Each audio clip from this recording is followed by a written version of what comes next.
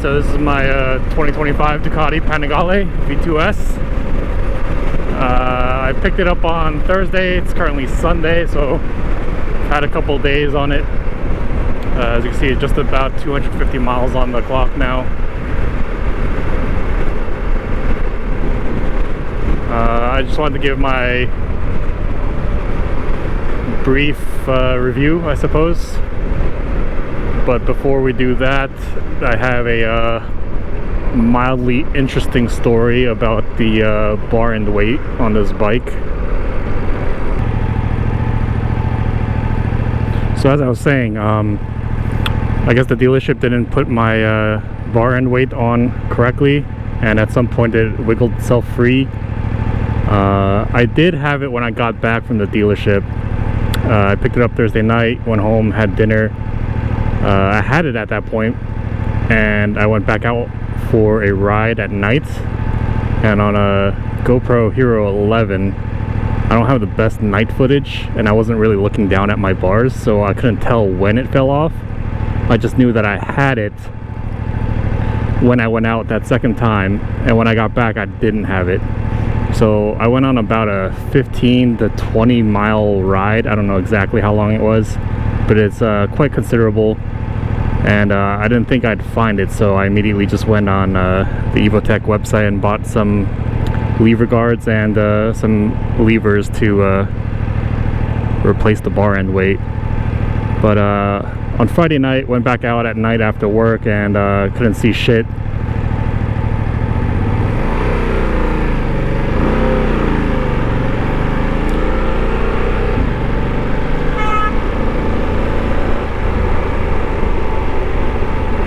And then on Saturday, yesterday, went back out on the same route again, ended up finding it immediately, and I'll show that footage now.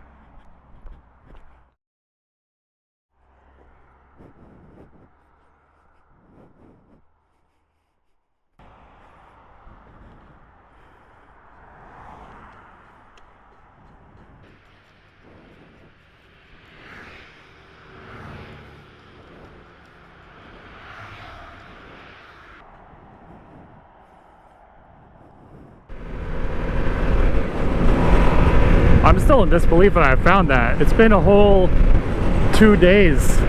I picked up the bike on Thursday night, went for a ride, came back and realized that the bar end weight was missing. My footage was really dark because it was pretty late at night, so I couldn't tell when it fell off. Not to mention I wasn't really looking down at my handlebars in the footage. So I just saw that on the side of the road. I was like, wait, that might be it. Pulled over, and I can't believe I found it. I imagined it'd be pretty dinged up if I did find it. Kind of shocking that I found it, but it's not a big deal that it's a little scuffed up. I'm replacing them anyway. Anyway, that's little bar end story. It's a little scuffed up, as you can see, but it's fine.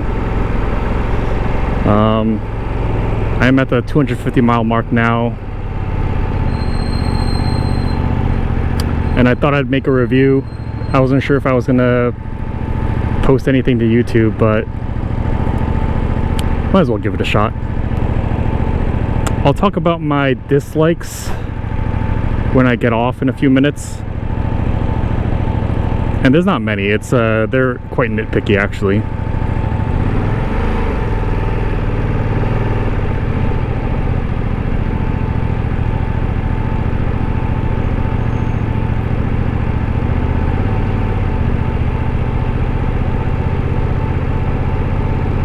But there's a lot to like about this bike. I am in the break-in period. Jesus. I am in the break-in period. The manufacturer recommends to not go above 6,000 RPM, and I have generally adhered to that, but there are people who will say that just ride it how you would normally ride it. So actually, I have gone over 6,000 RPM quite a few times actually, but I'm not too fussed over it. The brakes are still bedding in, so they're quite squeaky still. That's the rear brake.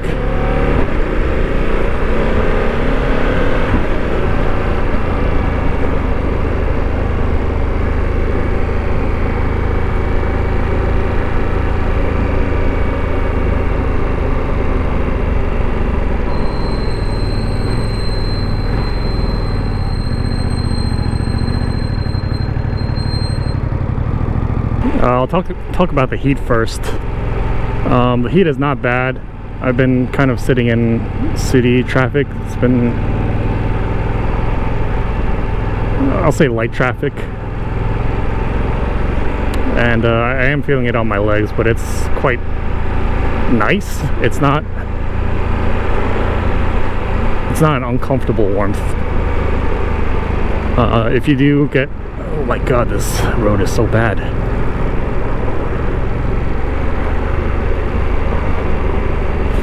If you do sit at a red light for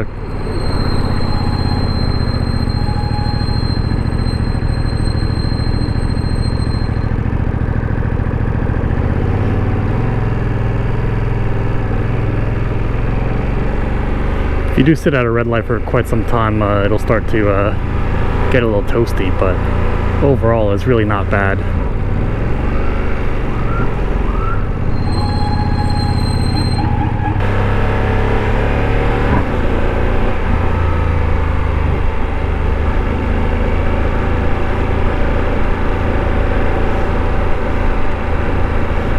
I've never seen so many cars on this road before.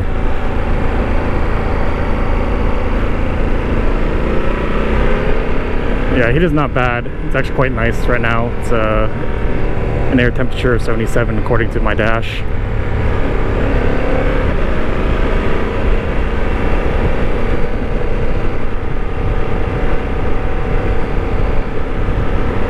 Seat is quite comfortable. It's a lot higher than I expected. I am 6'1", 185 centimeters, and I am barely flat footing with both feet. I guess going into the negatives now. I've heard the Ducati mirrors are quite useless. How useless could they be, really? I thought. This is my first Ducati. Quite useless, in fact. The headlights will move side to side so quickly you can't even tell if the car is in your lane or in the lane next to you. So the most you can tell is if there is someone behind you, but it's not any more useful than that.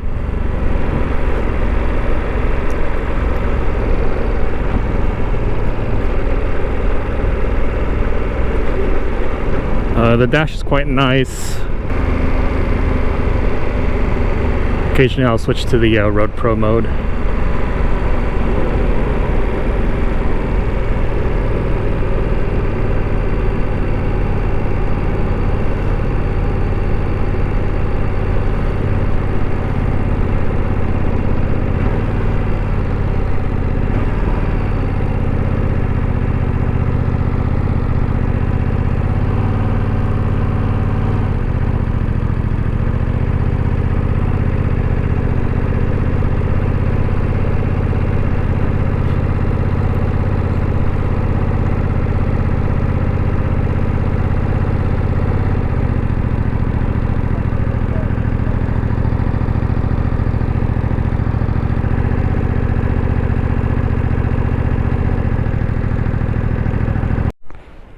So I mentioned the mirrors, which aren't the best. A few other things. These levers, they're quite far. This is the closest position. They were about here when I got them from the dealership, and I've moved them here, and they're still not ideal for me. I don't have small hands, but I feel like, I mean, the bite point is like way out here, and then it's pretty much at the point where I let go of the clutch completely, and I'm not a big fan of that. This D-pad has a bit of wiggle in it. Doesn't scream premium, but it's also not the worst. And the last thing is this seat cowl is not as secure as I'd like it. I mean, I feel like for this price, it should be a little bit nicer than that. But other than that, quite nice. I do need to get the fender eliminator and a exhaust at some point. I did order heated grips and cruise control, which are both not in yet. I also got the steering dampener and a bigger headlight fairing or a windscreen. But yeah, none of that is in yet. Looking forward to doing that. One more thing I forgot to mention, other than the rear cowl, there's actually a gap here with the seat. And I'm not sure I'm completely in love with that either. This bike does get a lot of attention, as you can see. It's been turning heads quite a lot actually, and I've got some clips I can put on screen now.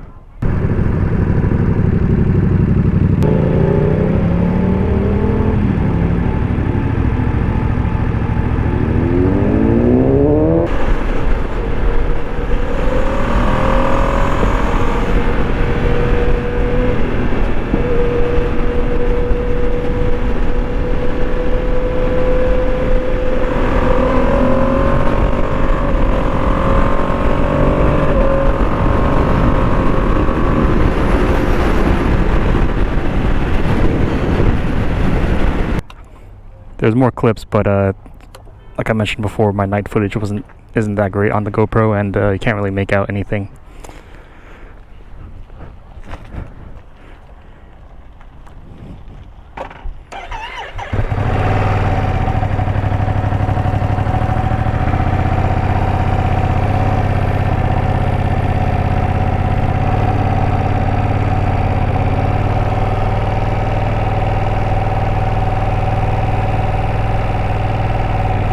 I love that reaction actually.